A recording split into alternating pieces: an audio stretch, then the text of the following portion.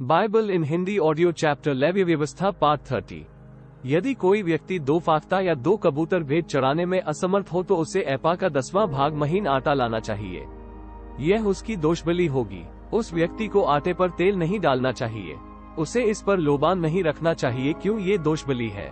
व्यक्ति को आटा याजक के पास लाना चाहिए। याजक इसमें से मुट्ठी भर आटा निकालेगा। ये स्मृति भेंट होगी। याजक यहोवा को आग द्वारा दी गई भेंट पर वेदी के ऊपर आटे को जलाएगा। ये दोषबलि है। इस प्रकार याजक व्यक्ति के अपराधों के लिए भुगतान करेगा और यहोवा उस व्यक्ति को क्षमा करेगा। बची हुई दोषबलि याजक की वैसे ही होगी जैसे अन्नबलि होती है। यहोवा ने मूसा से कहा, कोई व्यक्ति यहोवा की पवित्र वस्तुओं के प्रति अकस्मात कोई गलती कर सकता है तो उस व्यक्ति को एक दोष रहित मेढ़ा लाना चाहिए। यह मेढ़ा यहोवा के लिए उसकी दोषबलि होगी। तुम्हें उस मेढ़े का मूल्य निर्धारित करने के लिए अधिकृत मानक का प्रयोग करना चाहिए। उस व्यक्ति को पवित्र चीजों के विपरीत किए गए पाप के लिए भुगतान अवश्य करना चाहिए। जिन चीजों का उसने वायदा किया है वे अवश्य देनी चाहिए। उसे मूल्य में 5वां भाग जोड़ना चाहिए। उसे ये धन याजक को देना चाहिए। इस प्रकार याजक दोषबलि के मेढ़े द्वारा उस व्यक्ति के पाप को धोएगा और यहोवा उसके पाप को क्षमा करेगा। यदि कोई व्यक्ति पाप करता है और जिन चीजों को न करने का आदेश यहोवा ने दिया है उन्हें करता है तो इस बात का कोई महत्व नहीं कि वह इसे नहीं जानता। वह व्यक्ति अपराधी है और उसे अपने पाप का फल भोगना होगा।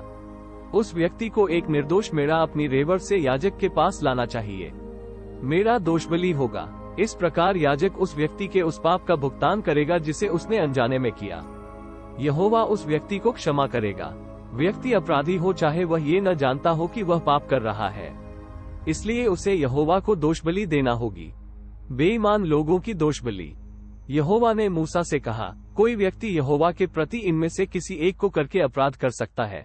वह किसी अन्य के लिए जिसकी वह देखभाल कर रहा हो उसे कुछ होने के बारे में झूठ बोल सकता है, अथवा कोई व्यक्ति अपने दिए वचन के बारे में झूठ बोल सकता है, अथवा कोई व्यक्ति कुछ चुरा सकता है, या कोई व्यक्ति किसी को ठग सकता है, अथवा किसी को कोई खोई चीज मिले और तब वह उसके विषय में झूठ बोल सकता है, या कोई व्यक्ति कुछ करने का वचन दे सकता है और तब अपने दिए गए वचन को पूरा नहीं करता है, अथवा कोई कुछ अन्य बुरा कर सकता है। यदि कोई व्यक्ति इनमें से किसी को करता है तो वह पाप करने का दोषी है। उस व्यक्ति को जो कुछ उसने चुराया हो या ठगकर जो कुछ लिया हो या किसी व्यक्ति के कहने से उसकी धरोहर के रूप में जो रखा हो या किसी का खोया हुआ पाकर उसके बारे में झूठ बोला हो या जिस किसी के बारे में झूठा वचन दिया हो वह उसे लौटाना चाहिए। उसे पूरा मूल्य चुकाना चाहिए और तब उसे वस्तु के मूल्य का 5वां हिस्सा अतिरिक्त देना चाहिए। उसे असली मालिक को धन देना चाहिए। उसे यह उसी दिन करना चाहिए जिस दिन वह दोषबलि लाए। उस व्यक्ति को दोषबलि याजक के पास लाना चाहिए। ये रेवड़ से एक मेढ़ा होना चाहिए। मेढ़े में कोई दोष नहीं होना चाहिए। यह उसी मूल्य का होना चाहिए जो याजक कहे। ये यहोवा को दी गई दोषबलि होगी। तब याजक यहोवा के पास जाएगा और उस व्यक्ति के उन पापों के लिए भुगतान करेगा जिनका वह अपराधी है, और यहोवा उस व्यक्ति को उन पापों के लिए क्षमा करेगा जिन्होंने उसे अपराधी बनाया। होम बलि। यहोवा ने मूसा से कहा, हारून और उसके पुत्रों को यह आदेश दो, ये होम बलि का नियम है। होमबलि को वेदी के अग्नि कुंड में पूरी रात सवेरा होने तक रखना चाहिए। वेदी की आग को वेदी पर जलती रहनी चाहिए। याजक को सन के उत्तम रेशों के बने वस्त्र पहनने चाहिए। उसे अपने शरीर से चिपका सन का अंतवस्त्र पहनना चाहिए। तब याजक को वेदी पर होमबलि पर जलने के बाद बची हुई राख को उठाना चाहिए। याजक को वेदी की एक और राख को रखना चाहिए। तब याजक को अपने वस्त्रों को उतारना चाहिए और अन्य वस्त्र पहनने चाहिए। तब उसे डेरे से बाहर स्वच्छ स्थान पर राख ले जानी चाहिए, किंतु वेदी की आग वेदी में जलती रहनी चाहिए। इसे बुझने नहीं देना चाहिए। याजक को हर सुबह वेदी पर लकड़ी जलानी चाहिए। उसे वेदी पर लकड़ी रखनी चाहिए। उसे मेलबली की चर्बी जलानी चाहिए। वेदी पर आग लगातार जलती रहनी चाहिए। ये बुझनी नहीं चाहिए। अन्नबलि। अन्नबलि का यह नियम है कि हारून के पुत्रों को वेदी के सामने यहोवा के लिए इसे लाना चाहिए। याजक को अन्नबलि में से मुट्ठी भर उत्तम आटा लेना चाहिए। तेल और लोबान अन्नबलि पर अवश्य होना चाहिए। याजक को अन्नबलि को वेदी पर जलाना चाहिए। ये यहोवा को एक सुगंधित और स्मृति भेंट होगी। हारून और उसके पुत्रों को बची हुई अन्नबलि को खाना चाहिए। अन्नबलि एक प्रकार की अखमीरी रोटी की भेंट है। याजक को इस रोटी को पवित्र स्थान में खाना चाहिए। उन्हें मिलाप वाले तंबू के आंगन में अन्नबलि खानी चाहिए। अन्नबलि खमीर के साथ नहीं पकाई जानी चाहिए। मुझको, यहोवा को, आग द्वारा दी जाने वाली बलि में से उनके, याजकों के, भाग के रूप में मैंने इसे दिया है। ये पाप बलि तथा दोष बलि के समान अत्यंत पवित्र है। हारून की संतानों में से हर एक लड़का आग द्वारा यहोवा को चढ़ाई गई भेंट में से खा सकता है। ये तुम्हारी पीढ़ियों का सदा के लिए नियम है। इन बलियों का स्पर्श उन व्यक्तियों को पवित्र करता है। याजकों की अन्न बलि। यहोवा ने मूसा से कहा, हारून तथा उसे के पुत्रों को जो बलि यहोवा को लानी चाहिए वह ये है। उन्हें ये उस दिन करना चाहिए जिस दिन हारून का अभिषेक हुआ है। उन्हें सदा 2 क्वार्ट उत्तम महीन आटा अन्न बलि के लिए लेना चाहिए। उन्हें इसका आधा प्रातः काल तथा आधा संध्या काल में लाना चाहिए। उत्तम महीन आटे में तेल मिलाना चाहिए और उसे कड़ाही में भूनना चाहिए। जब यह भुन जाए तब इसे अंदर लाना चाहिए। तुम्हें अन्न बलि का चूरमा बना लेना चाहिए। इसकी सुगंध यहोवा को प्रसन्न करेगी। हारून के वंश में से वह याजक जिसका हारून के स्थान पर अभिषेक हो, यहोवा को यह अन्न बलि चढ़ाए। यह नियम सदा के लिए है। यहोवा के लिए अन्न बलि पूरी तरह जलाई जानी चाहिए।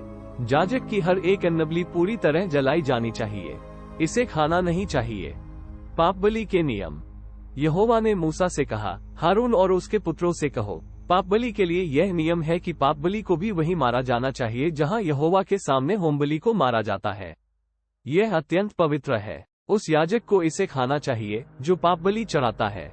उसे पवित्र स्थान पर मिलाप वाले तंबू के आंगन में इसे खाना चाहिए। पाप बलि के मांस का स्पर्श किसी भी व्यक्ति को पवित्र करता है। यदि छिड़का हुआ खून किसी के वस्त्रों पर पड़ता है तो उन वस्त्रों को धो दिया जाना चाहिए। तुम्हें उन वस्त्रों को एक निश्चित पवित्र स्थान में धोना चाहिए। यदि पाप बलि किसी मिट्टी के बर्तन में उबाली जाए तो उस बर्तन को फोड़ देना चाहिए। यदि पाप बलि को कांसे के बर्तन में उबाला जाए तो बर्तन को मांजा जाए और पानी में धोया जाए। परिवार का प्रत्येक पुरुष सदस्य याजक पाप बलि को खा सकता है। यह अत्यंत पवित्र है। किंतु यदि पाप बलि का खून पवित्र स्थान को शुद्ध करने के लिए मिलाप वाले तंबू में ले जाया गया हो तो पाप बलि को आग में जला देना चाहिए। याजक उस पाप बलि को नहीं खा सकते। दोष बलि। दोष बलि के लिए यह नियम है। यह अत्यंत पवित्र है। याजक को दोष बलि को उसी स्थान पर मारना चाहिए जिस पर वह होम बलियों को मारता है। याजक को दोष बलि में से वेदी के चारों ओर खून छिड़कना चाहिए। याजक को दोष बलि की सारी चर्बी चढ़ानी चाहिए। उसे चर्बी भरी पूंछ, भीतरी भागों को ढकने वाली चर्बी, दोनों गुर्दे और उनके ऊपर की चर्बी, पुट्ठों की चर्बी और कलेजे की चर्बी चढ़ानी चाहिए। याजक को वेदी पर उन सभी चीजों को जलाना चाहिए। ये यहोवा को आग द्वारा दी गई बलि होगी। ये दोष बलि है। हर एक पुरुष जो याजक है दोष बलि खा सकता है। ये बहुत पवित्र है, अतः इसे एक निश्चित पवित्र स्थान में खाना चाहिए। दोष बलि पाप बलि के समान है। दोनों के लिए एक जैसे नियम है। वह याजक जो बलि चढ़ाता है उसको वह प्राप्त करेगा। वह याजक जो बलि चढ़ाता है चमड़ा भी होम बलि से ले सकता है। हर एक अन्न बलि चढ़ाने वाले याजक की होती है। याजक उन अन्न बलियों को लेगा जो चूल्हे में पकी हो या कड़ाही में पकी हो या तवे पर पकी हो। अन्न बलि हारून के पुत्रों की होंगी। उससे कोई अंतर नहीं पड़ेगा कि वे सूखी अथवा तेल मिली है। हारून के पुत्र याजक समान भागीदार होंगे। मैल बलि। ये मैल बलि के नियम है जिसे कोई व्यक्ति यहोवा को चढ़ाता है। कोई व्यक्ति मैल बलि अपनी कृतज्ञता प्रकट करने के लिए ला सकता है। यदि वह कृतज्ञता प्रकट करने के लिए बलि लाता है तो उसे तेल मिले अखमीरी फुलके, अखमीरी चपातियां और तेल मिले उत्तम आटे के फुलके भी लाने चाहिए। उस व्यक्ति को इन्हीं मैल बलि के लिए खमीरी रोटियों के साथ अपनी बलि लानी चाहिए। ये वह बलि है जिसे कोई व्यक्ति यहोवा के प्रति कृतज्ञता दर्शाने के लिए लाता है। उन रोटियों में से एक उस याजक की होगी जो मैल बलि के खून को छिड़कता है। इस मैल बलि का मांस उसी दिन खाया जाना चाहिए जिस दिन यह चढ़ाया जाए। कोई व्यक्ति परमेश्वर के प्रति कृतज्ञता प्रकट करने के लिए यह भेंट चढ़ाता है, किंतु कुछ भी मांस अगले दिन के लिए नहीं बचना चाहिए। कोई व्यक्ति मैल बलि यहोवा को केवल भेंट चढ़ाने की इच्छा से ला सकता है अथवा संभवतः उस व्यक्ति ने यहोवा को विशेष वचन दिया हो। यदि ये सत्य है तो बलि उसी दिन खाई जानी चाहिए जिस दिन वह उसे चढ़ाए। यदि कुछ बच जाए तो उसे अगले दिन खा लेना चाहिए, किंतु यदि इस बलि का कुछ मांस फिर भी तीसरे दिन के लिए बच जाए तो उसे आग में जला दिया जाना चाहिए। यदि कोई व्यक्ति मैल बलि का मांस तीसरे दिन खाता है तो यहोवा उस व्यक्ति से प्रसन्न नहीं होगा। यहोवा उस बलि को उसके लिए महत्व नहीं देगा। ये बलि घृणित वस्तु बन जाएगी और यदि कोई व्यक्ति उस मांस का कुछ भी खाता है तो वह अपने पाप के लिए उत्तरदायी होगा। लोगों को ऐसा मांस भी नहीं खाना चाहिए जिसे कोई अशुद्ध वस्तु छू ले। उन्हें इस मांस को आग में जला देना चाहिए। वे सभी व्यक्ति जो शुद्ध हों मेलबलि का मांस खा सकते हैं, किंतु यदि कोई व्यक्ति अपवित्र हो और यहोवा के लिए मेलबलि में से कुछ मांस खा ले तो उस व्यक्ति को उसके लोगों से अलग कर देना चाहिए। संभव है कि कोई व्यक्ति कोई ऐसी चीज छू ले जो अशुद्ध है। ये चीज लोगों द्वारा या गंदे जानवर द्वारा या किसी घृणित गंदी चीज द्वारा अशुद्ध बनाई जा सकती है। वह व्यक्ति अशुद्ध हो जाएगा, और यदि वह यहोवा के लिए मेलबलि से कुछ मांस खा ले तो उस व्यक्ति को उसके लोगों से अलग कर देना चाहिए। यहोवा ने मूसा से कहा, इस्राएल के लोगों से कहो, तुम लोगों को गाय, भेड़ और बकरी की चर्बी नहीं खानी चाहिए। तुम उस जानवर की चर्बी का प्रयोग कर सकते हो जो स्वतः मरा हो या अन्य जानवरों द्वारा फाड़ दिया गया हो, किंतु तुम उस जानवर को कभी नहीं खाना। यदि कोई व्यक्ति उस जानवर की चर्बी खाता है जो यहोवा को आग द्वारा भेंट चढ़ाया गया हो तो उस व्यक्ति को उसके लोगों से अलग कर दिया जाना चाहिए। तुम चाहे जहां भी रहो, तुम्हें किसी पक्षी या जानवर का खून कभी नहीं खाना चाहिए। यदि कोई व्यक्ति कुछ खून खाता है तो उस व्यक्ति को उसके लोगों से अलग कर दिया जाना चाहिए। उत्तोलन बलि के नियम। यहोवा ने मूसा से कहा, इस्राएल के लोगों से कहो, यदि कोई व्यक्ति यहोवा को मेलबलि लाए तो उस व्यक्ति को उस भेंट का एक भाग यहोवा को देना चाहिए। भेंट का वह भाग आग में जलाया जाएगा। उसे उस भेंट का वह भाग अपने हाथ में लेकर चलना चाहिए। उसे जानवर की छाती की चर्बी लेकर चलना चाहिए और छाती को याजक के पास ले जाना चाहिए। छाती को यहोवा के सामने ऊपर उठाया जाएगा। यह उत्तोलन बलि होगी। तब याजक को वेदी पर चर्बी जलानी चाहिए, किंतु जानवर की छाती हारून और उसके पुत्रों की होगी। मेलबलि से दाई जान हारून के पुत्रों में से याजक को देनी चाहिए।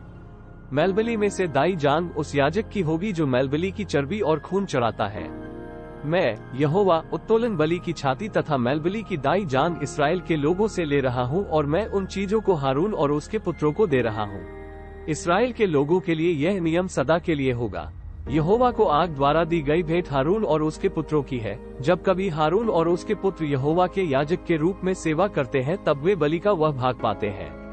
जिस समय यहोवा ने याजकों का अभिषेक किया उसी समय उन्होंने इस्राएल के लोगों को वे भाग याजकों को देने का आदेश दिया।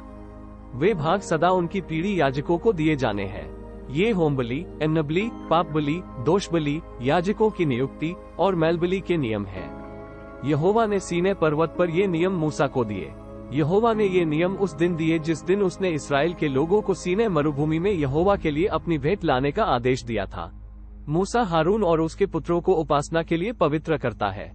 यहोवा ने मूसा से कहा, हारून और उसके साथ उसके पुत्रों, उनके वस्त्र, अभिषेक का तेल, पाप बलि का बैल, 2 भेड़ें और अखमीरी मैदे के फुलके की टोकरी लो। तब मिलाप वाले तंबू के द्वार पर लोगों को एक साथ लाओ।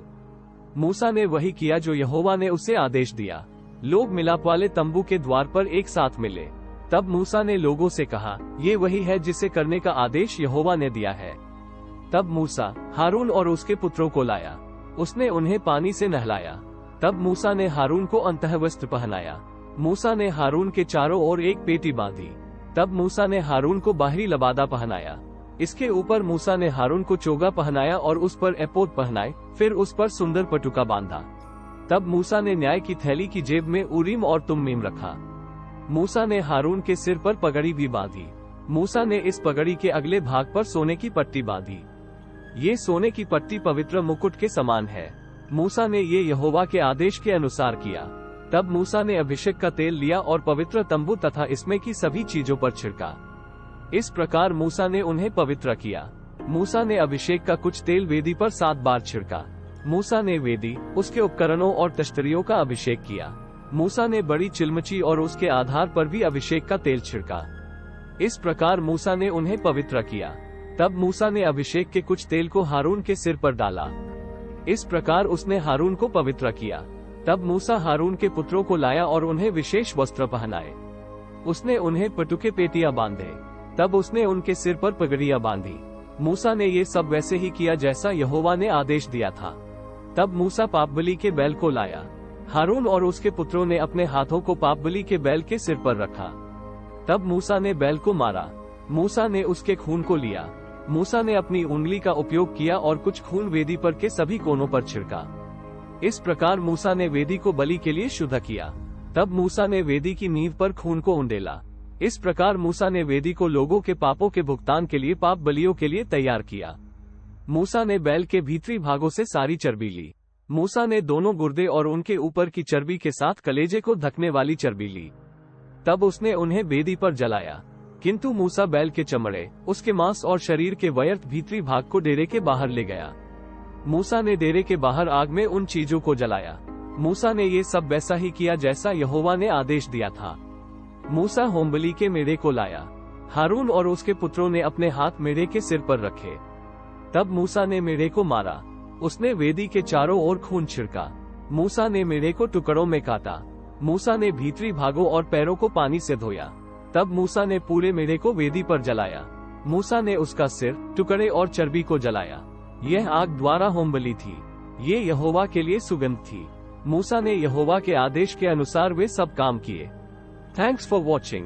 For next part please like and subscribe, press the bell icon.